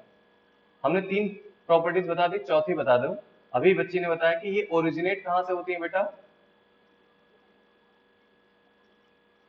और टर्मिनेट एट नेगेटिव। मतलब क्या हुआ इसका, कि ये क्लोज्ड लूप नहीं फॉर्म करती है, ये क्लोज्ड कर्व नहीं फॉर्म करती है, ये ओपन लाइंस होती हैं। क्योंकि एक जगह से शुरू होना और दूसरी जगह पर टर्मिनेट हो जाने का मतलब क्या है, कि ये लूप नहीं फॉर्म कर सकती। एक जगह से स्टार्ट होना, दूसरी जगह पर जाना, और फिर वहां से वापस आ जाना, तभी तो लूप फॉर्म होता है बेटा। ठीक है। तो एक चीज तो ये होगी कि ये लूप नहीं फॉर्म करती है। पांचवी एक प्रॉपर्टी ये होती है क्या, कि किसी भी मेटल, है ना, मेटेलिक बॉडी के अंदर इनसाइड जो इलेक्ट्रिक फील्ड होता है वो हमेशा जीरो होता है। इसका रीजन क्या होता है, तो इसका रीजन ये होता है कि there is no charge inside, है ना। मतलब ये जैसे स्फेयर है और उसको तुमने क्या दे दिया, प्लस क्यू चार्ज दे दिया, तो ये चार्ज अंदर जाएगा क्या? नहीं। क्यों? क्योंकि खुद को इक्विलिब्रियम में रखने के लिए क्या करेगा, इसके सरफेस पर इक्वली डिस्ट्रीब्यूट हो जाएगा। बोलो बात समझ में आ रही है? अब यहां पर जो इक्वली डिस्ट्रीब्यूट होता है अंदर नहीं जाता है, तो इसी को हम प्रूफ करेंगे किससे, गॉस थ्योरम के हिसाब से, कि अंदर जो है कोई भी चार्ज अगर नहीं है, क्यू इनसाइड अगर जीरो है, तो उसके अंदर इलेक्ट्रिक फील्ड भी जीरो होगा। ये गॉस थ्योरम से प्रूव हो जाएगा। तो अगर इलेक्ट्रिक फील्ड जीरो है तो क्या वहां पर इलेक्ट्रिक फील्ड लाइंस हो सकती हैं? नहीं हो सकती। ठीक। सिक्स पॉइंट, छठी और इंपॉर्टेंट पॉइंट, कि किसी भी स्फेयर या किसी भी बॉडी के सरफेस पर जो फील्ड लाइंस होती हैं वो हमेशा क्या होती हैं, they all will be always will be perpendicular. मतलब किसी भी सरफेस पर जो फील्ड लाइंस होती हैं, they all will be perpendicular, हमेशा इसके परपेंडिकुलर होंगी। इसका रीजन क्या है? इसका रीजन प्रूफ नहीं बताऊंगा, क्योंकि प्रूफ अभी तुम तब तक नहीं पढ़ पाओगे जब तक इसके अगला स्टेटमेंट नहीं कर लो। लेकिन इसका रीजन क्या है, कि अगर हमारे पास सोचो कि किसी एंगल पर कोई इलेक्ट्रिक फील्ड हो जाए, जरा सोच के देखो कि इसके दो कंपोनेंट्स हो जाएंगे कि नहीं हो जाएंगे, बोलो, इलेक्ट्रिक फील्ड के। एक हो जाएगा इधर, अगर ये एंगल थीटा मान ले तो ई कॉस थीटा हो जाएगा, और ये जो हो जाएगा वो कितना हो जाएगा बेटा, ई साइन थीटा हो जाएगा। बात समझ में आ रही है? अगर इसके दो कंपोनेंट हो जाते हैं बेटा, है ना, अगर इसके आपके दो कंपोनेंट हो जाते हैं तो ये जो टेंजेंशियल कंपोनेंट है that is E sine theta, tangential component,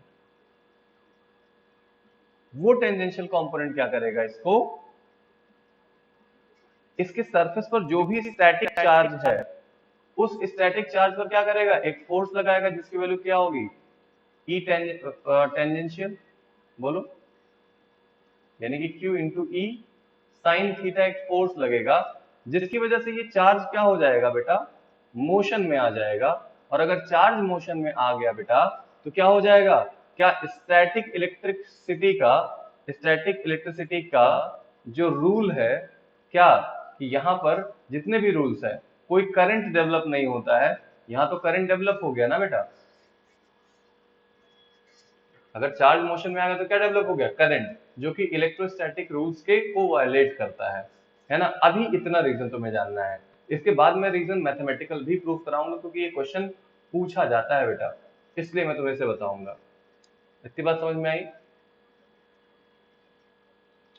तो जल्दी जल्दी एक एक प्रॉपर्टीज मुझे बता दो। पहली प्रॉपर्टी क्या होती है बेटा, टेंजेंट की, है ना, मतलब दो जो लाइंस होती हैं एक दूसरे को इंटरसेक्ट नहीं कर सकती। दूसरी प्रॉपर्टी क्या होती है कि जहां पर इलेक्ट्रिक फील्ड लाइंस डेंसर होती हैं वहां पर electric field at A will be greater than electric field at B, अगर पॉइंट ए है और अगर पॉइंट बी है। तीसरी क्या है, नो कट, नो जंप और नो शार्प कॉर्नर। चौथी प्रॉपर्टी क्या होती है बेटा, किसी भी कंडक्टर के अंदर, inside a conductor there is no electric field as well as field lines. पांचवा कि इलेक्ट्रिक फील्ड जो होती है, इलेक्ट्रिक फील्ड लाइंस जो होती हैं, electric field lines they always will be perpendicular to the metallic surface. और छठा जो होता है क्या, दे आर ओपन लाइंस, मतलब they start from positive and terminate at negative. So there are total 6 properties of these electric field lines जिसके help से हम लोग किसी भी इलेक्ट्रिक फील्ड लाइंस को ड्रॉ करते हैं। How to draw the electric field lines, तो these are the properties basically utilise how to draw the electric field lines. ये छो के छो जल्दी से सभी लोग याद कर लो। कुछ सवाल आपके स्क्रीन पर मैं देने वाला हूं, फटाफट इसे नोट कर लो।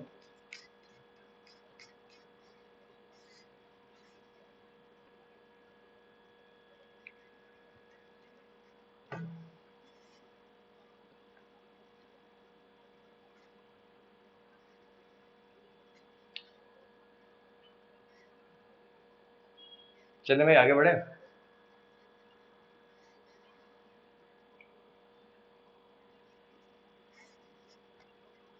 नेक्स्ट आगे बढ़ूं, चलो।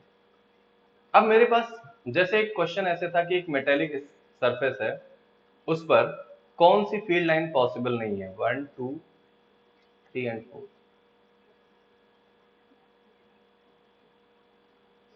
इस मेटेलिक सरफेस को और इजी बना देता हूं तुम्हारे लिए।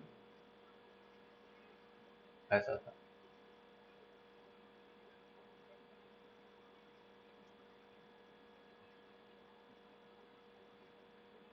ये पॉसिबली चार्ज मेटेलिक सरफेस था, ठीक है।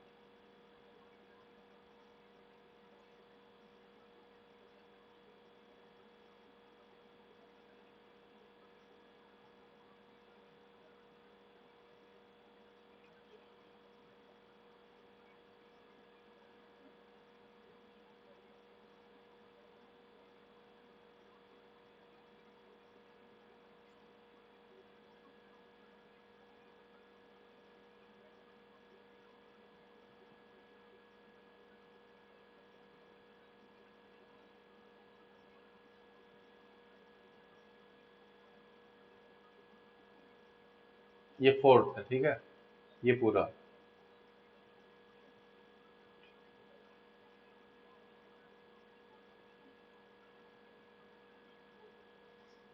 ये फिफ्थ है।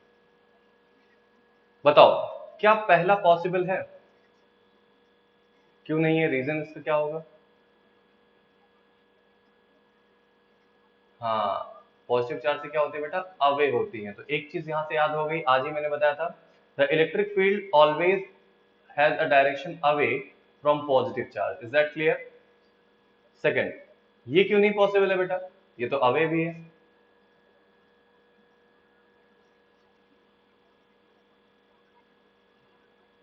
क्योंकि ये सरफेस के परपेंडिकुलर नहीं है, समझे? देखो, एक्चुअली देखा जाए तो ये होता है क्या, इसका रेडियल डायरेक्शन, है ना? और रेडियस के साथ क्या होता है, ये एंगल कितना बना रहा है, कुछ एंगल बना रहा है। और कोई भी स्फेरिकल बॉडी हो, उसके परपेंडिकुलर का मतलब उसका डायरेक्शन क्या होना चाहिए, अलोंग द रेडियस। तो दूसरा वाला पॉसिबल नहीं होगा। थर्ड वाले के बारे में बात करेंगे तो ऐसी कोई फील्ड लाइंस नहीं होती है, हाँ, जहां पर शार्प कॉर्नर हो, बात नंबर एक। और दूसरा चीज, इसके चारों तरफ इस तरीके से कंप्लीट लाइन नहीं फॉर्म हो सकती, यहां से जनरेट होगी और यहां से जनरेट होगी।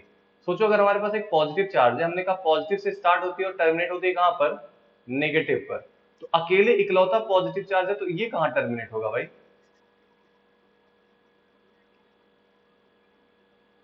इनफाइनाइट पर हम अज्यूम करते हैं क्या, कि वहां पर एक नेगेटिव चार्ज होगा। बात समझ में आया?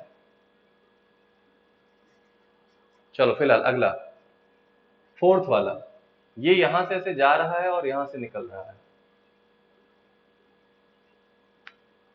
तो ये पॉसिबल है भाई। ये फील्ड लाइंस हो गई और ये पेयर उसका हो गया, है ना? ये भी परपेंडिकुलर, ये भी परपेंडिकुलर है, कोई शार्प कॉर्नर नहीं बना रहा है, कोई ऐसा प्रॉब्लम नहीं है, तो ये पॉसिबल तो हो ही सकता है ना, क्या?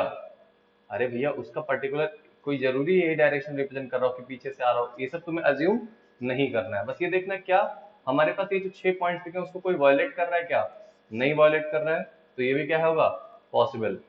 अच्छा हाँ, डायरेक्शन, ओ ओ ओ ओ, यहाँ पर इसका डायरेक्शन गड़बड़ कर रहा है ना, हाँ। हाँ, ये नेगेटिव से ये यहाँ इसकी तरफ आ रहा है, तो ये भी पॉसिबल नहीं होगा। हाँ एग्जैक्टली exactly। अगर ये ऐसा होता तो पॉसिबल बिल्कुल होता, कोई दिक्कत नहीं थी।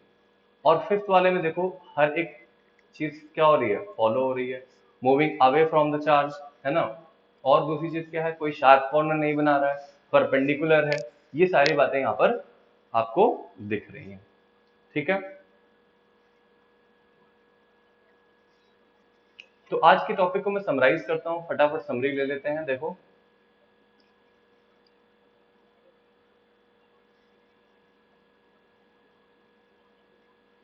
हम्म हम लोगों ने क्या पढ़ना था भाई आज, इलेक्ट्रिक फील्ड क्या होता है इसके बारे में पढ़ना था, इलेक्ट्रिक फील्ड इंटेंसिटी क्या होता है उसके बारे में पढ़ना था, electric field intensity, electric field due to a point charge का फॉर्मूला क्या हो गया, के क्यू अपॉन आर स्क्वायर हो गया, ठीक है?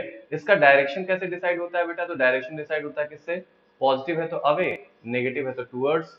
डायरेक्शन कैसे पता चलता है, हमें पता चल गया, या फिर हम कहते हैं along the force acting on a positive test charge, या फिर इलेक्ट्रिक फील्ड लाइन से हम इसका डायरेक्शन रिप्रेजेंट करते हैं।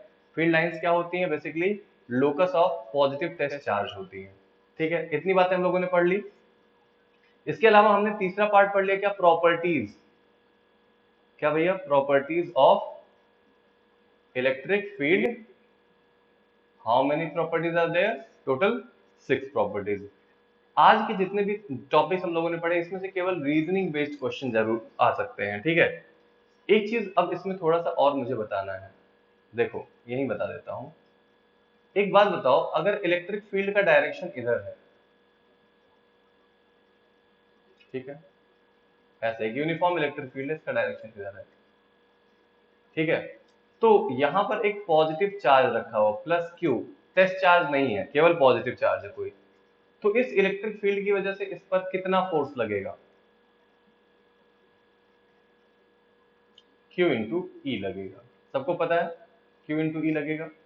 But what will be the direction, इधर होगा या ऑपोजिट होगा,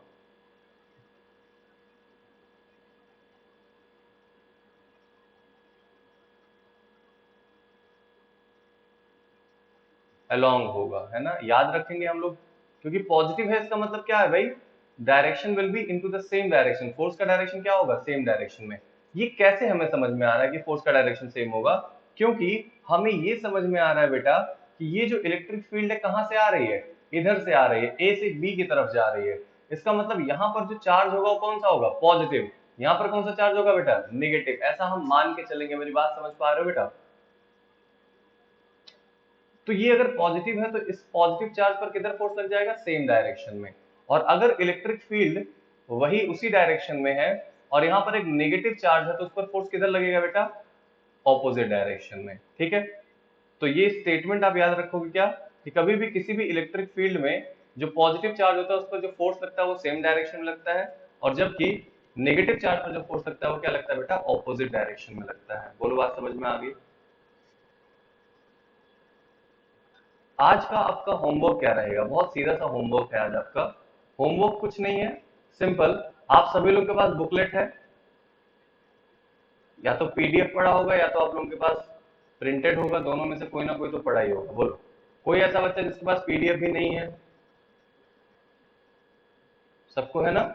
तो आज आपको क्या करना है, अरे बेटा तुम ग्रुप में नहीं एडेड हो गए, क्या नाम है तुम्हारा, अच्छा सृष्टि यादव। ग्रुप में भी एडेड नहीं होना बेटा तुम।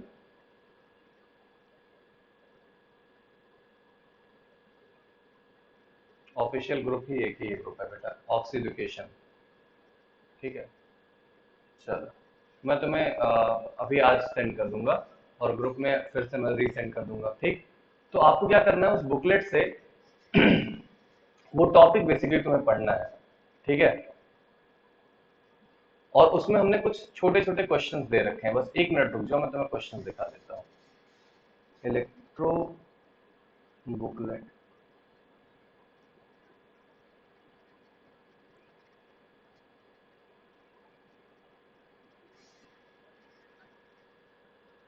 और कल हम लोग इस पर बेस्ड बहुत सारे न्यूमेरिकल करने वाले हैं, बहुत सारे न्यूमेरिकल, ज्यादा कुछ नहीं है, केवल एक ही फॉर्मूला हम लोगों ने पढ़ा है, उसी फॉर्मूले पर बेस्ड हम लोग न्यूमेरिकल करेंगे।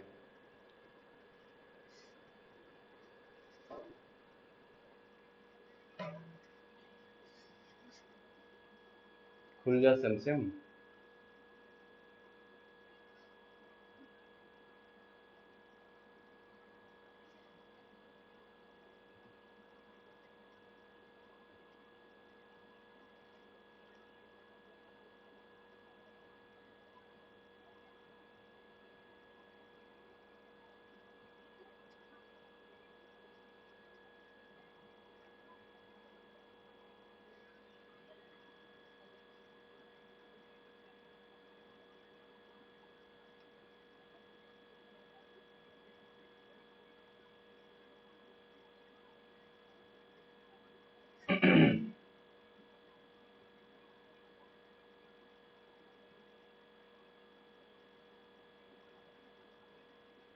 देखो बेटा, लेक्चर 7 जो है आप लोगों का, इसके नीचे यहाँ पर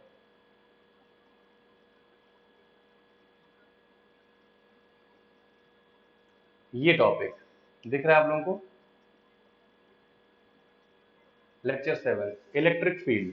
ठीक है, तो इलेक्ट्रिक फील्ड की एक एक चीजें आपको समझ में आ जाएंगी। यहाँ पर एक एक नोट्स लिखे हुए हैं, इसलिए आपको मैंने नोट करने के लिए आज नहीं बोला था। एक एक पॉइंट आपको मिलेगा, इलेक्ट्रिक फील्ड क्या होता है, इलेक्ट्रिक फील्ड इंटेंसिटी क्या होती है, इसका यूनिट क्या होता है, डायमेंशन क्या होता है ना, डायरेक्शन ऑफ इलेक्ट्रिक फील्ड कैसे निकालते हो, relation between the electric force and electric field क्या होता है, सुपरपोजिशन ऑफ इलेक्ट्रिक फील्ड कल न्यूमेरिकल वाले में बताऊंगा, ऑलरेडी बता चुका हूँ सुपरपोजिशन क्या होता है, वेक्टर सम। तो कल इस पर बेस्ड न्यूमेरिकल लगेगा सुपरपोजिशन।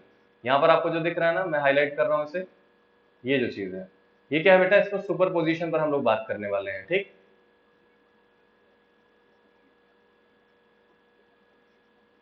सुपरपोजिशन थ्योरम, ये जो रेड कलर से आपको दिख रहा है, सुपरपोजिशन थ्योरम के बारे में बात करेंगे नाउ।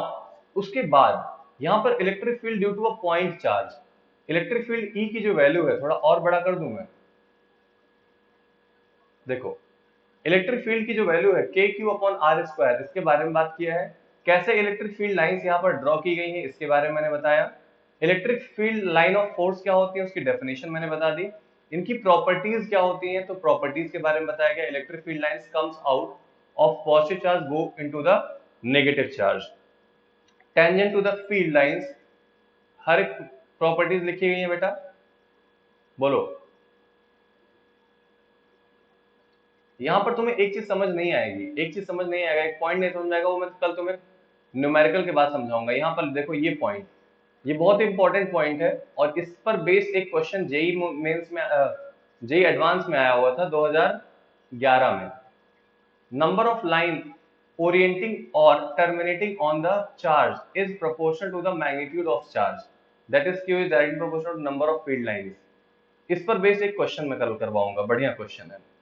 अब आपको क्या करना है, यहाँ पर देखो कुछ 3 या 4 कॉन्सेप्चुअल क्वेश्चंस हैं। इन कॉन्सेप्चुअल क्वेश्चंस का आपको आंसर बिल्कुल खुद से ढूंढना है, और इस आंसर को ढूंढने के बाद, है ना, इसका आंसर आपको मुझे सेंड करना है। इस आंसर्स को मैं कल डिस्कस करूंगा, और ये जो एग्जाम्पल दिया है, इलस्ट्रेशन जो दिया गया है, आपको मन करेगा तो करना, वरना कोई जरूरी नहीं है कि इस इलस्ट्रेशन को करो, क्योंकि इस पर based numerical problem will discuss in the next class, और इसके बारे में हम डिटेल में बातें करेंगे। बोलो, बात समझ में आ गई बेटा? तो 8वां लेक्चर, नेक्स्ट लेक्चर हमारा इलेक्ट्रिक फील्ड के न्यूमेरिकल्स हैं, उन्हीं न्यूमेरिकल्स को हम डिस्कस करेंगे, और इस पर बेस्ड 2 टाइप के न्यूमेरिकल होंगे बेटा, टाइप 1 टाइप 2। देखो, based on equilibrium of field, इन्हीं दोनों न्यूमेरिकल को हम लोग बेसिकली डिस्कस करके ये टॉपिक हमारा हो जाएगा कंप्लीट। फिर हम लोग इलेक्ट्रिक फील्ड न्यूमेरिकल डिस्कशन होने के बाद इलेक्ट्रिक पोटेंशियल पर आएंगे, ठीक है? तो नेक्स्ट और उसके नेक्स्ट में पोटेंशियल स्टार्ट कर दूंगा। बोलो, बात समझ में आ गया? चलिए, आज के लिए इतना ही, फिर नेक्स्ट क्लास में मिलेंगे बेटा, ओके? चलो, तब तक के लिए अपना और अपनों का ख्याल रखिए, धन्यवाद। चलो बेटा, ओके, बाय बाय बेटा, bye bye, bye bye, bye बेटा, बाय बाय।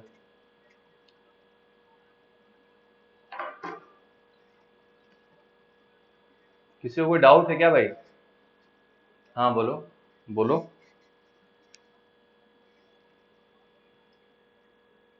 हम्म।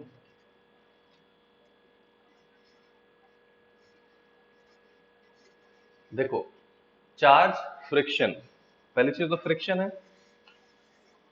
फ्रिक्शन होने की वजह से चार्ज जनरेट होगा, चार्ज जनरेट होने की वजह से क्या हो सकता है भाई? सोचो, इलेक्ट्रिक शॉक प्रोड्यूस होगा, शॉक प्रोड्यूस होने की वजह से आग लग सकती है, एक नॉर्मल रीजन, ठीक है? सेम उसी तरीके से जैसे बहुत सारे ऐसे जो ट्रक होते हैं, ट्रक, है ना, उसके पीछे लिखा होता है तुम कब घर आओगे, और उसके नीचे कुछ लोहे की जंजीर, जंजीर समझते हो ना बेटा, चेन, वो लटक रही होती है, जो लॉन्ग डिस्टेंस की ट्रक्स होती हैं जनरली, इसमें भी। तो होता क्या है कि कभी भी कोई भी मूविंग बॉडी है, इवन एयर फ्रिक्शन की वजह से, है ना, जैसे कि जो एरोप्लेन है वो भी एयर फ्रिक्शन से ही तो आ रहा है, तो जो चार्ज उस पर डेवलप्ड होता है, वो चार्ज क्या हो जाता है, उस रबर से कंडक्ट होके अर्थ में चला जाए। उसी तरीके से चेन लगाई जाती है ताकि वो कंडक्ट होके क्या हो जाए, अर्थ में चली जाए। इसका रीजन ये होता है, ठीक है?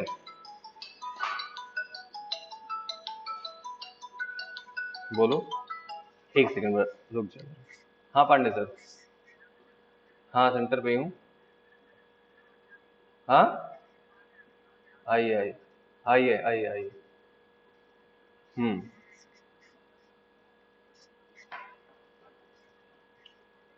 देखो, इंटरसेक्ट इसलिए नहीं करती है बेटा, जैसे मान लो हमने कहा कि, अब तुम्हारे पॉइंट ऑफ व्यू को लेकर चलता हूँ, ठीक है?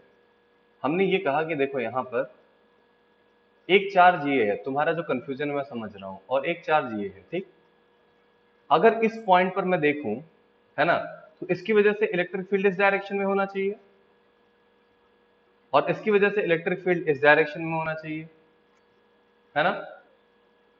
अब तुम तो, मतलब सर आप तो कह रहे हैं कि इलेक्ट्रिक फील्ड के 2 डायरेक्शन पॉसिबल ही नहीं है किसी एक पॉइंट पर, है ना? लेकिन यहाँ तो सर पॉसिबल है। अब आप बताइए। तो मैंने एक स्टेटमेंट जो बोली है उसको जरा ध्यान से सुनना, कि electric field lines are the locus of positive test charge. Are you getting this? मैंने कहा नो डाउट यहां पर भी इलेक्ट्रिक फील्ड है, यहां पर भी इलेक्ट्रिक फील्ड है, बट जो यहां पर अगर तुम पॉजिटिव टेस्ट चार्ज को रखो तो एक क्यू नॉट ई फोर्स यहां लगेगा, क्यू नॉट ई फोर्स यहां लगेगा, और नेट फोर्स अंडर रूट कुछ भी, मतलब Q E square plus Q square, net force इस डायरेक्शन में लगेगा ना, नेट फोर्स इस डायरेक्शन में लगेगा बेटा। तो अगर नेट फोर्स इस डायरेक्शन में लगेगा, और मैं तुमसे ये बोल रहा हूं कि मैंने इस पॉजिटिव टेस्ट चार्ज को फ्री कर दिया, तो बता मुझे ये फ्री चार्ज किधर मूव करेगा इकलौता? इसी डायरेक्शन में। यानी कि जो फील्ड लाइन तुम ड्रॉ कर रहे हो वो लाइन कैसे होगी? ऐसी होगी ना। तो फील्ड लाइंस एक्चुअली होती क्या है? They are the locus.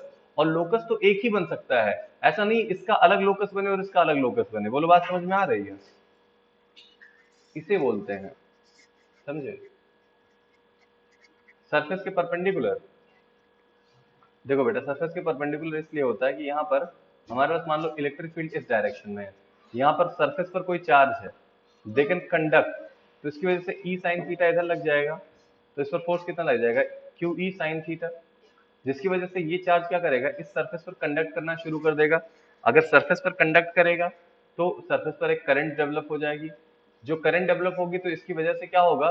यहाँ मैग्नेटिक फील्ड आपको देखने को मिलेगा, तो करंट है तो मैग्नेटिक फील्ड होगा, जो कि हम लोग जानते हैं कि अगर स्टेशनरी चार्ज है ना, तो स्टेशनरी चार्ज के आसपास कोई भी इलेक्ट्रिक मैग्नेटिक फील्ड डिटेक्ट ही नहीं होती है। इसका मतलब इलेक्ट्रोस्टैटिक लॉ ये कहता है कि अगर चार्ज स्टेशनरी है तो that can produce only the electric field, can not produce the magnetic field, है ना। जबकि हम अगर कह दें कि नहीं इलेक्ट्रिक फील्ड टेंजेंशियल डायरेक्शन में है, तो पक्की बात है यहाँ मैग्नेटिक फील्ड भी डेवलप होना चाहिए, जो कि इलेक्ट्रोस्टैटिक लॉ के अगेंस्ट है। अभी के लिए ये समझ लो आप, ठीक। अभी मैं तुम्हें एक फॉर्मूला बताऊंगा, E is equal to dV/dr। इस फॉर्मूले से मैं तुम्हें समझाऊंगा, ठीक है। चलो, ओके बेटा।